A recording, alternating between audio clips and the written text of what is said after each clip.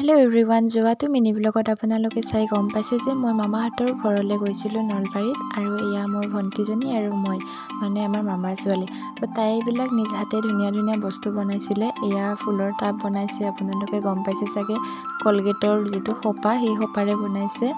আৰু ঘৰবিলাক হৈছে আপোনাৰ মেজ দিয়াচলাই সেই মানে যিটো বাকচ, সেই বাকচটোৰ পৰা বনাইছে ঘৰটো। আৰু কাগজৰ ফুল, তাৰপাছত টাবকেইটা হৈছে কলগেটৰ সোপা। ইমান ধুনীয়া বনাইছে, সঁচাকৈ বহুত ভাল লাগিছে।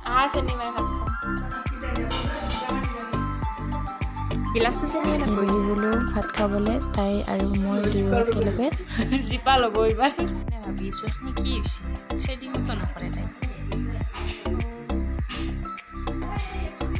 কিবা এটা এক্সপ্ৰেছন দি দিয়া।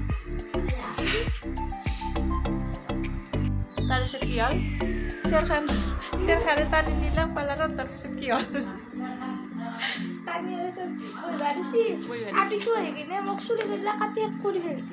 এই কৰি দিছে বাবৰিৰ অৱস্থা।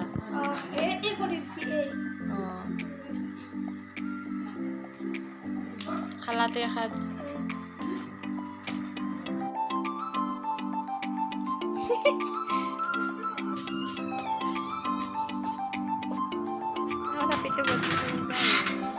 আৰু সেইদিনা এয়া আহি পালে মামাহঁতৰ নতুন গডৰেজটো। এখন মৰি নাই ইমান ধুমা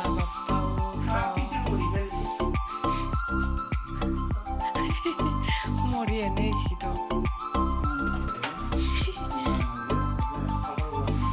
যি সোপা কাপোৰ আছে মামাৰ, তোৰে ইমান নাই কিজানি।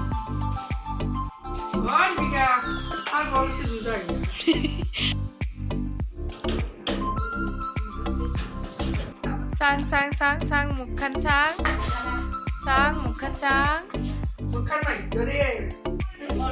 হাঁহি দিছে ধুনীয়াকে।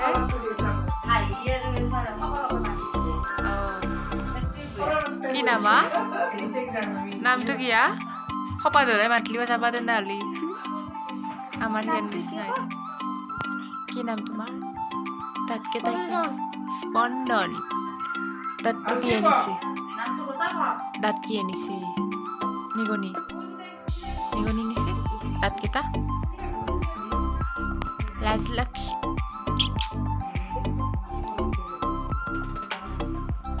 আৰু এয়া সন্ধিয়া ককাক চেলাইন দি থৈ গ'ল ফাৰ্মাচী মানুহ আহি।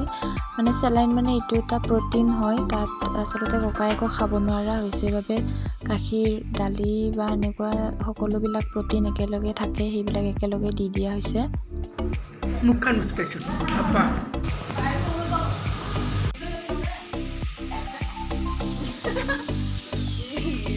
আৰু এয়া ডাঙৰ মামা, এইফালে আইতা শুই আছে। ডাঙৰ মামাই এয়া কফ গলোৱা মেচিনটো আনিছিলে, নামটো কি মই নাজানো।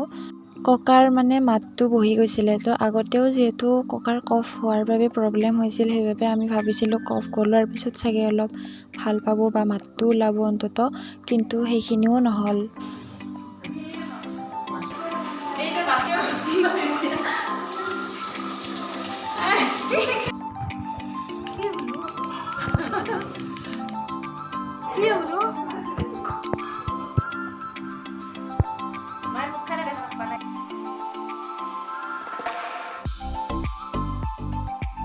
এয়া আমাৰ সকলোৰে কাৰণে মাহী মেগী বনোৱাত লাগি গৈছে।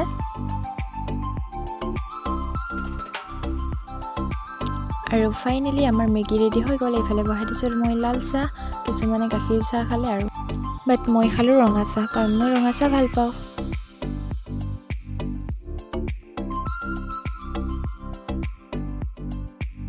তাৰপাছত আমি সকলোৱে লগ লাগি মেগী চাহ খাই ল'লোঁ।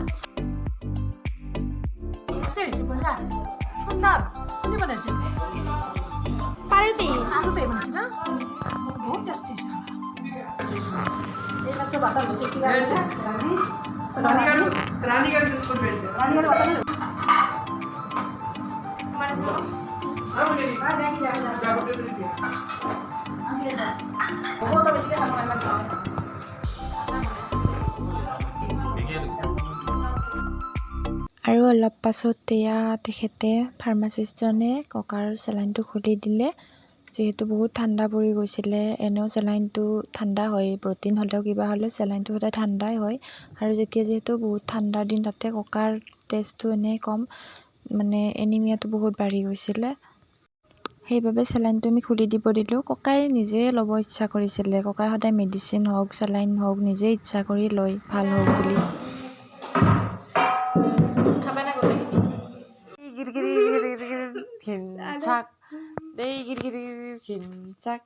তাতে হাইলি চেকনি দি কোবাব মাষ্টৰে স্কুলত। আৰু এয়া মই ককাৰ ওচৰত বহি আছিলোঁ। যোৱাৰ পৰাই ককাৰ ওচৰতে বেছিভাগ সময় আছোঁ, কাৰণ যিটো অৱস্থাত লগ পাইছোঁ ন, ককাক বহুত বেয়া লাগিছিল। কিন্তু তথাপিও মনত আশাটো সদায় আছিল আমাৰ যে ককা ভাল হ'ব, আৰু বিশেষকৈ মোৰ মনততো সদায় সেইটো মই আশা কৰি আছিলোঁ। পিছত ককাক অকণমান মই দালি পানী খোৱালোঁ, আৰু আমিও এয়া ভাত পানী খাই সোনকালে শুই গ'লোঁ। আৰু নেক্সট ডে ৰাতিপুৱা সোনকালে উঠি চাহখিনিয়ে যে কেৱল খাব পালোঁ, সেইদিনাৰ দিনটো যে ইমান বেয়া আছিলে বা আমাৰ লগত এনেকুৱা এটা ঘটনা হ'ব বুলি কেতিয়াও ভবা নাছিলোঁ। মই ৰাতিপুৱা সময়ত ককাৰ ওচৰত গৈছোঁ, ককাৰ অৱস্থাটো ইমান বেছি বেয়া দেখিছোঁ, মই নিজক ৰখাব পৰা নাই। তাৰপিছত খবৰ ল'ব মানুহ আহিছিলে, কিন্তু সেইদিনাই ককা আমাৰ মাজৰ পৰা গুচি গ'ল। মই মানে ভিডিঅ' কেনেকৈ বনাওঁ, কেনেকৈ কওঁ, মই একো ভাবি পোৱা নাই। ককা আমাৰ মাজৰ পৰা যোৱা আজি 10-12 দিন হৈ গ'ল, কিন্তু মোৰ সাহস হোৱা নাছিল ভিডিঅ' দিবৰ বাবে। বিশেষকৈ মোৰ ক্ষেত্ৰত আপোনালোকৰ বহুতেই গমেই পায় যে মই ককা আইতাৰ লগতে বেছিভাগ সময় আছিলোঁ। কিন্তু এতিয়া ককা নাই যিহেতু, আৰু সেই পৰিৱেশটো কেতিয়াও ঘূৰাই নাপাওঁ। ভিডিঅ'টোৰ শেষত মই ককাৰ আত্মাৰ চিৰশান্তি কামনা কৰিছোঁ। তেওঁ সদায় আমাৰ মনৰ মাজত থাকিব। তেওঁ য'তে থাকে সদায় ভালে থাকক।